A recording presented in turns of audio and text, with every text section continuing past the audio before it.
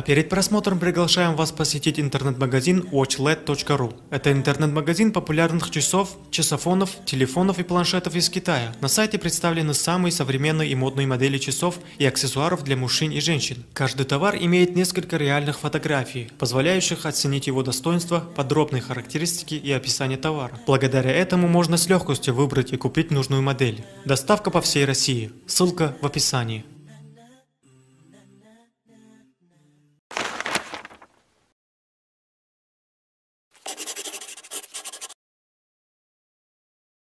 Власти Саудовской Аравии выдворяют из страны египетских молодоженов за ненадлежащее поведение в аэропорту и грубое нарушение норм мусульманской морали. Гражданин Египта, работающий в Саудовской Аравии, и его невеста были задержаны в воздушной гавани города Медина, где они вместе с гостями устроили шумное веселье по случаю бракосочетания, чем естественно мешали пассажирам. Кроме того, паре инкриминируется нарушение принятых в королевстве норм морали. Основанием стало то, что жених публично обнимал невесту, а затем вовсе взял на руки, да еще и сделал несколько танцевальных па. Подобные действия считаются недопустимыми в публичных местах Саудовской Аравии.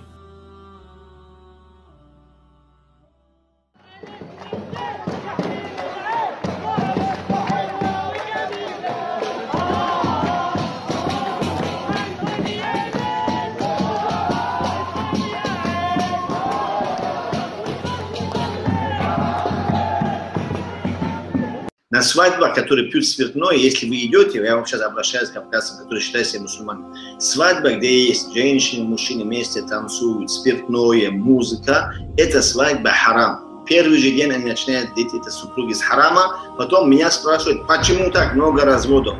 Да потому что большинство этих свадеб, этих никахов сделаны с самого начала на хараме. Семьи собираются на харам, на запретном, нету там бараката, там нету благословения Аллаха, потом через месяц, через полгода, год разводятся. Почему так получилось наше? Потому что вы начинаете с самого начала из понтов, долги влезаете, спиртное покупаете, музыкантов нанимаете. Все началось с харама и заканчивается харамом. Поэтому достоинство выйти замуж, это не столько ты там собрала диваны, мебели, всякие тазики, мазики, золото тебе купили. Это ничего, это ноль, это матая от дуния, это пыль, которую из этой дуни собираешь. Когда нету любви, когда в семье нету счастья, нету понимания, нету соблюдения ислама, сунны, то это все превращается в железяки, в деревяшки, в подушки. Все, она один день пожар будет, все сгорает. А любовь и чувство, и уважение, и то, что ты ради Аллаха делаешь, она не сгорает никогда, это у Аллаха остается. Поэтому не надо все внимание включать, всякие вот это, сколько он там преданий дал, какие занавески, какие диваны. Я знаю, это, что вы обсуждаете, просто слушать противно будет. Все, сколько там, какую машину ее привезли, сколько какой там зал, все превратилось в показуху, как лицемеры стали. Все показуха, все перегонять друг друга, обгонять в каких-то там роскошах. Кто-нибудь из вас, когда эти сотни тысяч и миллионы тратят на свадьбе, задумался, может быть, часть из этих денег, которые просто впустую на еду, которую я говорю, аварские хинкалы, такие-то хинкалы, третьи хинкалы, четвертые, 5 видов салатов, первые, вторые, столько стол забитый бывает. Аллах, половина этой еды просто портится. Эти не больше. Подкусывают, там пробуют, сюда пробуют, они объедаются, как свиньи. А на самом деле, вы задумались, чтобы и кто-то там музыку играет, или кто-то на шире даже приглашает. Пригласить человека, который объяснит, как у арабов часто бывает. Они дают кофе, дают какой-то пудинг, там маленький торт, но приглашают ученых, которые объясняют, как по сунне им жить, что нужно делать с супругом, какие у них есть права, какой есть сунна из посланника Аллаха, который нам завещал при никахе, при свадьбе, при создании семьи. И люди пьют кофе и слушают его. Один раз меня приглашали на свадьбу одного знакомого человека, сына. Я не люблю вообще на свадьбу ходить, это вообще самое ненавистное. И посланник Аллаха говорит, тоже Аллаху ненавистная еда, которая на свадьбе, потому что приглашают богатых, знаменитых, таких влиятельных, а бедняков обычно на свадьбу не приглашают. Это самое нелюбимое место, свадебная еда. Самое нелюбимое место перед Аллахом это базары. То есть, где любят наши женщины, везде суваться, базары, это шайтаны, где много ходят. В этом свадьбе дали слово одному шейху, у нас на Кавказе эта свадьба была. Шейх начинает, альхамдулилля, вассалату вассаляму аля расулилля, и вот что-то хочет насиха сделать, все люди жрут, все люди болтают, никто не уважает ни хадис, ни аят. Просто это какой-то свинарник. Это один из самых, который соблюдающих людей. Женщины отдельно, мужчины отдельно. Спиртное не было. Так там мы вообще не пошли туда. Но в этом свадьбе, чтобы кто-то говорил в микрофон, я шейх, поздравить хотел, чуть-чуть хадис насиха сделать, люди, женщины, все эти настолько болтают, увлечены, никто их заткнуть тоже не может, этих мужчин там не было, наверное. И все жрут. То есть это жрачка, а не свадьба. Если нормально они хотели бы счастья этим семьям, этим мужу и жене, они сказали, шейх, выйди, насиха сделаем, объясни, как им сохранить семью, как сделать, чтобы барака была в семье, как сделать так, чтобы они любовь свою сохранили, семью сохранили, воспитали правильных детей. Никого это не интересует. Всех интересует, какая у меня свадебная партия, наверное, машина. Наверное, я примерно предполагаю, обычно об этом. Потом все это выставлять там в соцсетях, в Инстаграме и понтоваться. Вот это лицемерие у нас есть. Потом мы говорим, мусульмане, почему Аллах нас унижает, почему у нас проблемы? Потому что вот так уже все из-под контроля вышло. Все женщины руководят. На свадьбах все регулируют женщины. Они любят показухи, понты. И они следуют за шайтаном, а мужчины следуют за своими женщинами. В конечном итоге получается свадьба, которая угодна шайтану и гневает Аллах. И результат такой же. Не удивляйтесь.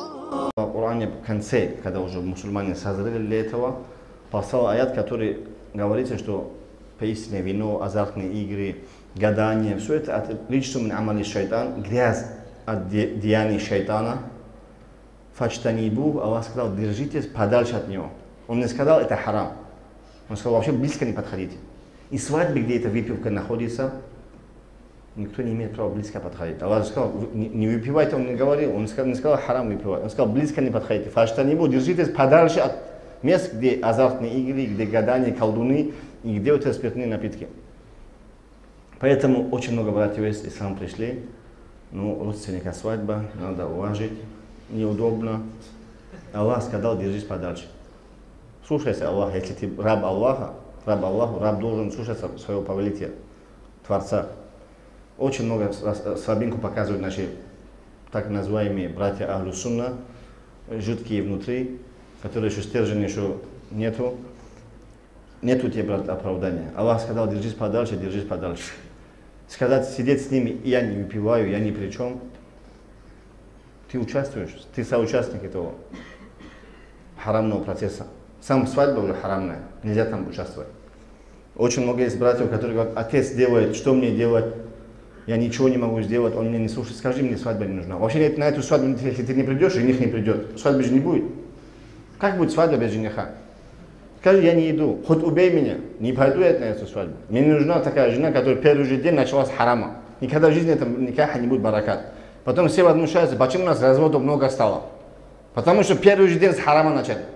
Не с сунны начали, а с харама. И вот конец харама идет на харам. У них и драки получаются, и развод по бида, как попало. Они потом приходят, за голову держатся. Отец с матерью сами навязали харамную свадьбу, сами начало же свадьбы, баракат убрали с никаха семьи. Потом, когда у них разногласия и разводы, все это показуха, которую они сделали в хорошем салоне, эту свадьбу, прух и прах ушел, через год дочка возвращается уже в своей мебелью домой. А отец и сын в потолок смотрит, не знает, что делать сейчас. Вторую жену сейчас набрать, это целая история уже. Или он в лучшем случае приводит домой уже вдову с сиротами. И отец тоже против. Аллах запретил, оставь. Отец насильно заставляет тебя харамную вещь делать. Просто уходи, как минимум хиджру можешь делать. Просто ты боишься, что отец тебе обеспечивать будет, и кормить будет. За тебя машины тебе покупать будет. А если ты не послушаешься, что он тебе прекратит это делать, и ты идешь на поводу шайтану и поддаешься ему. Если ты скажешь, отец, мне от тебя ни деньги не нужны, ничего от тебя, свадьба не нужна, харамная. Мне нужно довольство Аллаха. У Аллаха он не сможет тебе это сделать. Просто твоя слабость. Ты не боишься Аллаха должным образом. Как в лекции шейха Надира. Не сильнее на Аллаха должным образом. Аллаха сильнее надо. И Аллаха бояться надо должным образом. А не отца и его деньги и имущество.